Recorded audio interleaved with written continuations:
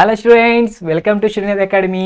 ఈ వీడియోలో మనం ఇంటర్మీడియట్ సెకండ్ ఇయర్ ఫిజిక్స్ నుంచి one of the most important question discuss చేయబోతున్నాం, which is nothing but define critical angle, explain total internal reflection using a neat diagram. ఇది intermediate second year physics నుంచి second chapter నుంచి 4 marks question అనమాట. So మనకి important క్వశ్చన్స్లో ఇది first question students. ఓకేనా, important 4 marks క్వశ్చన్స్లో. సో ఈ క్వశ్చన్ గురించిన కంప్లీట్ ఎక్స్ప్లెనేషన్, కంప్లీట్ సొల్యూషన్ మనం డిస్కస్ చేసే ముందు ఛానల్ని సబ్స్క్రైబ్ చేయండి, వీడియోలోకి ఎంటర్ అయిపోదాం. Okay students, so next thing వచ్చేసి ఒకసారి బ్లూ ప్రింట్ కానీ మనం చూస్తే ఇంటర్మీడియట్ సెకండ్ ఇయర్ క్వశ్చన్ పేపర్లో మనకి 3 సెక్షన్స్ ఉంటాయి, as it is intermediate first year physics లాగానే. అండ్ ఇక్కడ కూడా సెకండ్ సెక్షన్ ఏదైతే ఉందో ఆ సెక్షన్లో మనకి 4 మార్క్స్ క్వశ్చన్స్ ఉంటాయి. మనం 6 క్వశ్చన్స్ అటెంప్ట్ చేయాలి. మనకైతే ఆప్షన్ చాయిస్ ఉంటుంది అనమాట, వాళ్ళు 8 క్వశ్చన్స్ ఇస్తారు. అండ్ ద సెక్షన్ 2లో first question which is question పేపర్లో 11th క్వశ్చన్ వచ్చేసి మనకి ray optics and optical instruments chapter నుంచి వస్తుంది. ఏంటి, ray optics and optical instruments chapter నుంచి వస్తుంది అనమాట 11th క్వశ్చన్ వచ్చేసి. సో ఈ చాప్టర్ నుంచి మనకి ఈ క్వశ్చన్ రాబోతుంది స్టూడెంట్స్. ఓకేనా, next so define critical angle, explain total internal reflection using a neat diagram. So ఈ క్వశ్చన్ మనం క్లియర్గా నేర్చుకుందాం ఎట్లా ఆన్సర్ చేయాలి. ఫస్ట్ మనం క్రిటికల్ యాంగిల్ అంటే ఏంటో డెఫినేషన్ రాయాలన్నమాట. తర్వాత టోటల్ ఇంటర్నల్ రిఫ్లెక్షన్ గురించి మనం ఒక నీట్ డయాగ్రామ్ డ్రా చేసి ఆ డయాగ్రామ్తో దాన్ని మనం ఎక్స్ప్లెయిన్ చేయాలి students. So first critical angle definition ఏంటంటే కనుక the angle of incidence for which the angle of refraction is 90 degrees is called as the critical angle. Okay students, so దాన్ని మనం critical angle అని అంటాం అన్నమాట. అయితే ఇక్కడ చిన్న క్వశ్చన్ అడిగిన క్రిటికల్ యాంగిల్ అనేది ఇన్సిడెంట్ యాంగిలా, రిఫ్లెక్టెడ్ యాంగిలా, రిఫ్రాక్టెడ్ యాంగిలా? యా, మనకి క్రిటికల్ యాంగిల్ అనేది ఇన్సిడెంట్ యాంగిల్ స్టూడెంట్స్. ఈ చిన్న లాజిక్ కన్ఫ్యూజ్ అయిపోతూ ఉంటారు. ఏంటిది ఇన్సిడెంట్ యాంగిల్ అనమాట. సో ఒక పర్టికులర్ యాంగిల్తో లైట్ అనేది ఇన్సిడెంట్ అవుతూ ఉంటుంది. ఆ పర్టికులర్ యాంగిల్తో ఇన్సిడెంట్ అయినప్పుడు ఈ రిఫ్రాక్టెడ్ రే ఏదైతే ఉంటుందో అది 90 degreesతో రిఫ్రాక్ట్ అవుతుంది అనమాట. యాంగిల్ ఆఫ్ రిఫ్రాక్షన్ అనేది 90 degrees స్టూడెంట్స్. సో ఇక్కడ చూడండి, ఈ డయాగ్రామ్ మీకు బాగా అర్థమవుతుంది. సో ఇక్కడ కొంత యాంగిల్తో లైట్ వచ్చి ఇన్సిడెంట్ అవుతూ ఉంది. ఎంత యాంగిల్ చేస్తుంది? θc అనే యాంగిల్ చేస్తుంది. ఈ యాంగిల్తో ఇది ఇన్సిడెంట్ అయినప్పుడు వన్స్ రిఫ్రాక్ట్ అయిపోయిన తర్వాత ఆ రిఫ్రాక్టెడ్ రే ఎంత యాంగిల్ చేస్తుంది చూడండి. నార్మల్తోనే మనం యాంగిల్ ఎప్పుడు మెజర్ చేసేది నార్మల్తోనే కదా. సో నార్మల్తో ఇది 90 degrees చేస్తుంది. సో యాంగిల్ ఆఫ్ రిఫ్రాక్షన్ ఎంత ఇక్కడ? 90 degrees. సో ఎప్పుడైతే యాంగిల్ ఆఫ్ రిఫ్రాక్షన్ 90 degrees ఉంటుందో దానికి కరస్పాండింగ్గా ఉన్న ఇన్సిడెంట్ యాంగిల్ ఏంటిది? Incident angle. ఆ ఇన్సిడెంట్ యాంగిల్ని మనం క్రిటికల్ యాంగిల్ అని అంటాం. ఏంటిది? Critical angle. So critical angle is a incident angle అనమాట స్టూడెంట్స్. ఓకేనా, అర్థమైందా? సో ఇప్పుడు ఈ θc అనే ఈ యాంగిల్ని మనం ఏమంటాం? క్రిటికల్ యాంగిల్ అని అంటాం అనమాట. క్రిటికల్ యాంగిల్ అని అంటాం. ఓకేనా, సో క్రిటికల్ యాంగిల్ అనేది incident angle. So critical angle అంటే డెఫినేషన్ మనం నీట్గా రాసేస్తాం. నెక్స్ట్ వచ్చేసి ఏంటి? టోటల్ ఇంటర్నల్ రిఫ్లెక్షన్ ఒక నీట్ డయాగ్రామ్తో ఎక్స్ప్లెయిన్ చేయమన్నారు. సో మంచిగా ఈ డయాగ్రామ్ మనం డ్రా చేస్తాం అనమాట. డయాగ్రామ్ డ్రా చేయడం అంటే జస్ట్ అంటే ఇది ఇలా ఒక లైన్ గీస్తాం. ఇదేంటిది? వాటర్, ఇదేమో ఎయిర్. సో ఇక్కడ మెయిన్ థింగ్ ఏంటంటే కనుక మనకి ఎప్పుడైతే లైట్ రే డెన్సర్ మీడియం నుంచి రేరర్ మీడియంకి రిఫ్రాక్ట్ అవుతుందో అప్పుడు టోటల్ ఇంటర్నల్ రిఫ్లెక్షన్ జరుగుతుంది అనమాట.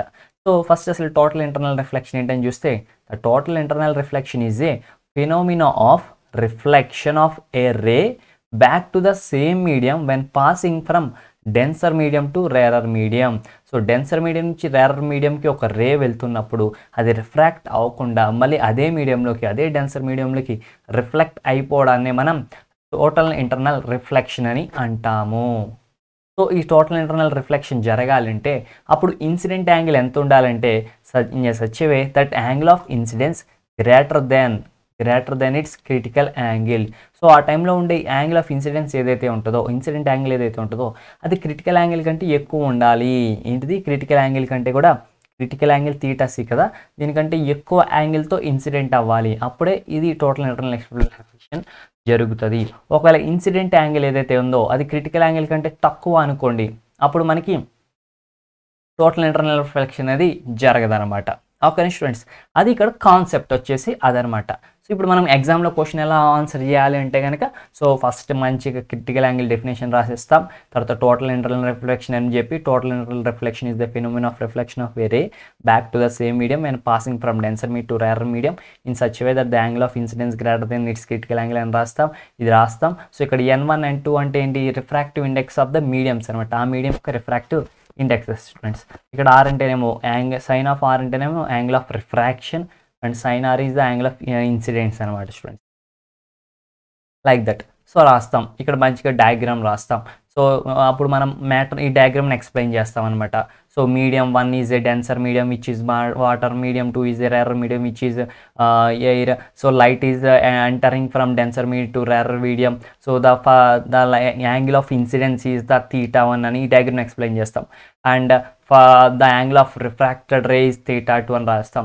And whenever for some angle of for critical angle or for some incident angle theta c, the angle of refraction is 90 degrees. So or angle of refraction ఇటు నుంచి మనం measure చేస్తాం students యాంగిల్స్ని, ఇటు నుంచి కాదు, ఎందుకంటే రిఫ్రాక్షన్ అంటున్నాం కదా. సో ఇటు నుంచి మెజర్ చేసిన the angle of refraction is 90 degrees. So అప్పుడు ఏం చెప్తామంటే ఇక్కడ యాంగిల్ 90 degrees అయింది కాబట్టి, so the incident angle here it is called as the critical angle అని చెప్తామన్నమాట. అంటే నేను మీరు రాయాల్సిన పాయింట్స్ చెప్తున్నాను స్టూడెంట్స్. సో తర్వాత further the angle of incidence is increased. ఇప్పుడు ఏం చేస్తాం, యాంగిల్ ఆఫ్ ఇన్సిడెన్స్ని ఇంకా ఇంక్రీజ్ చేసాము. ఎంత అంటే beyond the critical angle, critical angle కంటే యాంగిల్ ఆఫ్ ఇన్సిడెన్స్ని ఇంక్రీజ్ చేసాము. సో ఇంక్రీజ్ చేస్తే అప్పుడు θ1 అనుకున్నాం మనం. అప్పుడు ఏమైందంటే కనుక, సో ఆ రిఫ్రాక్టర్ రే ఏదైతే ఉందో ఇది డెన్సర్ మీడియం నుంచి రేరర్ మీడియంకి వెళ్ళలేదు. అదేమైంది అంటే కనుక డెన్సర్ మీడియంలోకి మళ్ళీ రిఫ్లెక్ట్ అయ్యి వచ్చింది. సో దీన్ని మనం టోటల్ ఇంటర్నల్ రిఫ్లెక్షన్ అని అంటాము అని చెప్పి మీ ఓన్ వర్డ్స్లో మనం ఆన్సర్ రాయొచ్చు స్టూడెంట్స్, ఓకేనా. సో ఇంపార్టెంట్ పాయింట్స్ మనం మెన్షన్ అయితే చాలు, మనకు ఫుల్ మార్క్స్ పడతాయి. అంటే క్రిటికల్ యాంగిల్ అంటే ఏంటి, టోటల్ ఇంటర్నల్ రిఫ్లెక్షన్ అంటే ఏంటి, డయాగ్రామ్ ఏంటి, డయాగ్రామ్కి మనకి మంచి మార్క్స్ ఉంటాయి అనమాట. సో డయాగ్రామ్ నీట్గా ఉందా లేదా, అండ్ మీరు ఈ 3 సిచ్యువేషన్స్ ఎక్స్ప్లెయిన్ చేయగలిగితే చాలు. నేను ఒకసారి రబ్ చేస్తున్నాను ఇక్కడ. సో మీరు ఈ 3 సిచ్యువేషన్స్ అంటే ఈ సిచ్యువేషన్ గురించి వర్డ్స్లో రాయడం, ఈ సిచ్యువేషన్ గురించి సో ఈ సిచ్యువేషన్ గురించి వర్డ్స్లో రాయడం అంటే ఒక when a ray is incident or incident at the interface of the water and air or at the interface of a denser medium and rarer medium, it is refracted through some angle అని చెప్తారు, θ2 అని చెప్తారు. Next sentence వచ్చేసి, so if the incident angle is increased then angle of refraction is also increased. మళ్ళీ ఆ sentence అయిపోయాక దీని గురించి ఎక్స్ప్లెయిన్ చేయడానికి, if the incident angle is further increased so the angle of refraction is equals to 90 degrees. So angle of refraction 90 degrees అయింది. So here the angle of refraction is 90 degrees. So the incident angle is called as the critical angle అని చెప్తారు. దీని గురించి explain చేసేసారు, ఓకేనా. దీని గురించి sentence రాసేసారు. ఇది కూడా అయిపోయిన తర్వాత, if the incident angle is further increase అంటే ఇక్కడ ఈ యాంగిల్ ఇంకా మీరు ఇంక్రీజ్ చేస్తే, so greater than critical angle కంటే ఫర్దర్ ఇంక్రీజ్ చేస్తే, now there is no refraction takes place. So ఇక్కడ రిఫ్రాక్షన్ ఏముందా, ఇటు ఏమైనా రే వచ్చిందా, ఇటు రే రాలేదనమాట. మీరు అబ్జర్వ్ చేయొచ్చు, ఇక్కడ మనకి రిఫ్రాక్ట్ అయింది రే, ఇక్కడ కూడా రిఫ్రాక్ట్ అయింది, బట్ ఆ రిఫ్రాక్షన్ అనేది 90 degrees. బట్ ఇక్కడ రిఫ్రాక్షన్ ఉందా, రిఫ్రాక్షనే లేదనమాట. So there is no refraction but there is a reflection. So the ray reflected to the same medium, లేదా అదే మీడియంలోకి, అదే డెన్సర్ మీడియంలోకి రిఫ్లెక్ట్ అయ్యింది అని చెప్తాం. So this is called as the total internal reflection అని చెప్తాం అనమాట. అంతే, అలా గుర్తుపెట్టుకోండి స్టూడెంట్స్, మీరు ఎక్కువ కష్టపడాల్సిన అవసరం లేదు. దీనికి మనకి ఇది 4 మార్క్స్ క్వశ్చన్ కాబట్టి, సో క్రిటికల్ యాంగిల్కి, టోటల్ ఇంటర్నల్ రిఫ్లెక్షన్కి అండ్ డయాగ్రామ్కి అండ్ పర్ఫెక్ట్గా మీరు ఎక్స్ప్లెయిన్ చేసిన సెంటెన్సెస్కి మీకు మార్క్స్ పడతాయి. దట్స్ ఇట్ అనమాట, ఓకేనా స్టూడెంట్స్. సో అర్థమైంది కదా ఈ క్వశ్చన్ మీకు. సో కాన్సెప్ట్ క్లియర్ అయింది కదా. సో టోటల్ ఇంటర్నల్ రిఫ్లెక్షన్ ఎప్పుడు జరుగుతుంది, ఇన్సిడెంట్ యాంగిల్ క్రిటికల్ యాంగిల్ కంటే ఎక్కువ ఉన్నప్పుడు జరుగుతుంది. టోటల్ ఇంటర్నల్ రిఫ్లెక్షన్ అంటే ఏంటి, సో ఇది రిఫ్రాక్ట్ అవ్వకుండా అది ఏ మీడియంలోంచి ఎంటర్ అయ్యిందో అదే మీడియంలోకి రివర్స్ అయ్యి రిఫ్లెక్ట్ అనే టోటల్ ఇంటర్నల్ రిఫ్లెక్షన్ అంటాం. సో ఆ కాన్సెప్ట్ మీ మైండ్లో ఉండాలన్నమాట ఫస్ట్.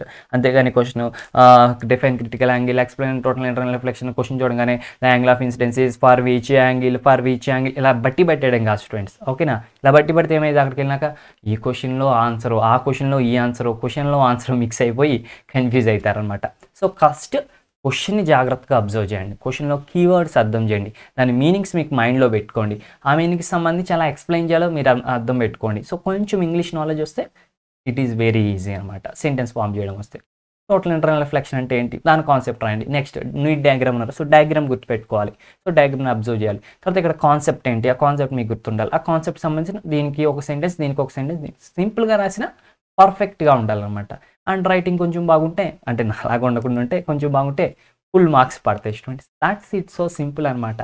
అంతేగాని the angle of incidence for which angle of reflection ఇలా పట్టేశారనుకోండి, నో యూస్. ఓకేనా?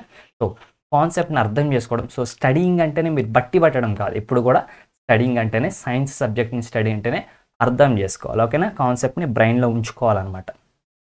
అండ్ దీన్ని ఇంకా ఈజీగా స్టడీయింగ్ టిప్స్లో ఇంకా ఈజీగా ఏంటంటే కనుక దీన్ని మీరేం చేయాలంటే దీని యొక్క రియల్ లైఫ్ అప్లికేషన్ ఎక్కడైనా ఉందేమో మీరు ఒకసారి దాన్ని అబ్జర్వ్ చేస్తే అప్పుడు, లేదంటే సింపుల్గా టోటల్ ఇంటర్నల్ రిఫ్లెక్షన్కి ఎగ్జాంపుల్స్ అని గూగుల్ చేయండి, ఏదో ఒకటి వస్తుంది. ఓహో, అప్పుడు మీకు అర్థమవుతుంది, ఓహో దీనికి కారణం టోటల్ ఇంటర్నల్ రిఫ్లెక్షన్ అని. సో అప్పుడు మీకు ఏమైందంటే కాన్సెప్ట్ అలా స్ట్రైక్ అయ్యి గుర్తుండిపోతుంది అనమాట. ఎప్పుడైతే రియల్ లైఫ్ ఎగ్జాంపుల్ మీరు చూసారో, then it will be easy for you. ఓకేనా? That's it students. సో ఈ క్వశ్చన్ మనకి కంప్లీట్ అయిపోయింది. సో నెక్స్ట్ వీడియో వచ్చేసి సెకండ్ ఇంపార్టెంట్ క్వశ్చన్ అనమాట. 4 మార్క్స్ క్వశ్చన్ సంబంధించిన మరొక ఇంపార్టెంట్ క్వశ్చన్ గురించిన ఎక్స్ప్లెనేషన్ కావాలంటే నెక్స్ట్ వీడియో లింక్ డిస్క్రిప్షన్లో ఉంది, మళ్ళీ చూడండి. ఓకేనా students? So next finally, thank you friends for watching. So don't forget to subscribe the video. So please like the video, share with your friends. If you have any doubts or any improvements, any suggestions, please drop a comment below. Have a nice day, keep smiling. Bye bye students.